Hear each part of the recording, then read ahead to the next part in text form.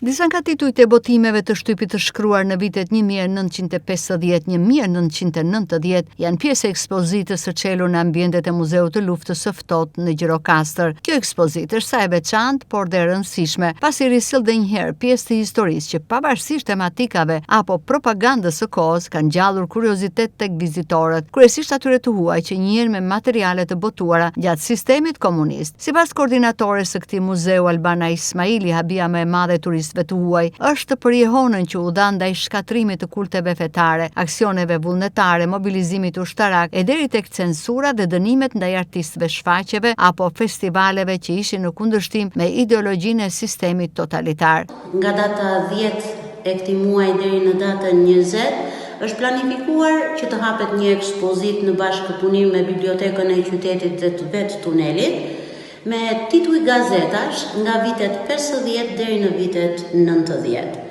Brenda këtyre kornizave ku janë dhe gazetat, janë pasqyruar evente të veçanta të asaj periudhe,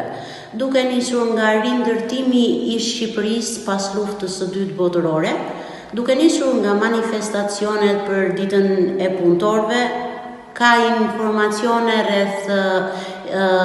festivalit të këngës, festivali 11 i këngës ose si quhet festivali i ndaluar i atyre viteve, dhe situata e tensionuar e vështirë në vitet e fundit të diktaturës në Shqipëri që solli dhe hapjen drejt ndryshimeve në Shqipëri. Gjatë këtyre ditëve të para që është hapur ekspozita, vizitorët janë kureshtar të dinë më tepër dhe ndihma e madhe e guidave udhërrëfyese të tunelit i ndihmojnë në përkthimet e materialeve që të bëjnë më tepër lidhjen e periudhës me situatën. Këtu brenda është vendi përshtatshëm për të hapur këtë ekspozitë. Gjithashtu ne kemi bërë dhe bashkëpunime të tjera me bibliotekën për të vetëm në arsye sepse të gjitha materialet i përkasin periudhës së luftës ose edhe pas luftës gjatë sistemit diktatorial dhe populli ose vizitorët e huaj duhet të dinë, duhet të njohin fare mirë vështirësitë që ka kaluar populli shqiptar gjatë diktaturës dhe kjo pasqyrohet më së miri nga informacionet e titujt e gazetave të aso kohe,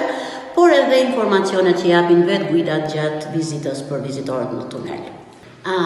Çuditja më e madhe ose çudia më e madhe për ta është vetë mënyra se si ka qenë ky popull i izoluar për shumë vite pas luftës gjatë sistemit të diktaturës në Shqipëri dhe u bën më tepër përshtypje mobilizimi që pati vetë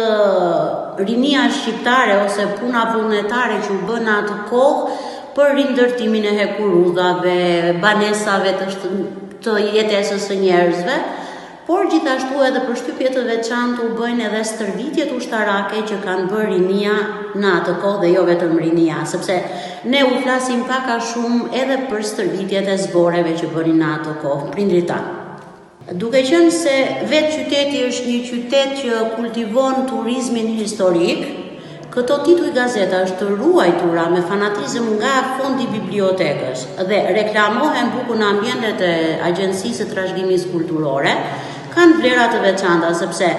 vizitorët janë të interesuar për pjesën historike të qytetit dhe jo vetëm të qytetit, por të gjithë Shqipërisë në periudhën post-komuniste ose dhe gjatë vetë komunizmit. Kanë interes të veçantë çdo titull i pasqyruar në këtë ekspozitë. Tuneli i luftës së ftohtë është ndërtuar në vitet 70 dhe ishte parashikuar si një vend strehim për byron politike vendore, si dhe shtabin drejtues të luftës në qoftë se do të kishte një të tillë. Sot ky muze është një nga më të vizituarit në Gjirokastër, ndërsa Agjencia e Trashëgimisë Kulturore vijon të sjellë risi sa i takon promovimit të vlerave historike të tij. Një vëmendje e veçantë po i kushtohet kompletimit të këtij muzeu me sende apo objekte që i përkasin periudhës para viteve 90, të cilat për fat të keq në vitin 1997 u shkatruan dhe u grabitën, duke lënë pas një boshllëk në historinë që ofrohej në ambientet e këtij qytet tuneli që shtrihet poshtë kaldrëmit të pazarit karakteristik të qytetit të Gurtë.